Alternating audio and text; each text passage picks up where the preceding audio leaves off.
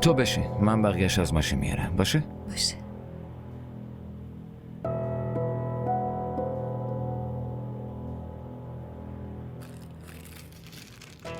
نه اصلا لازم نیست از بستش بیاریشون بیرون. بذار همینجوری باشه. چه الکی خودتو به زحمت میندازی؟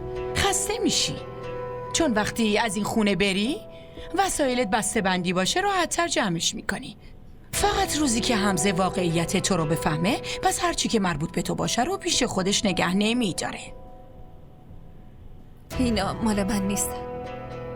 همش وسایل بچه‌مونه. حمزه همشونو به سلیقه خودش خریده. آره، مثلا تو هم به سلیقه اون بودی و بلای جونمون شدی. به خونمون بدبختی آوردی.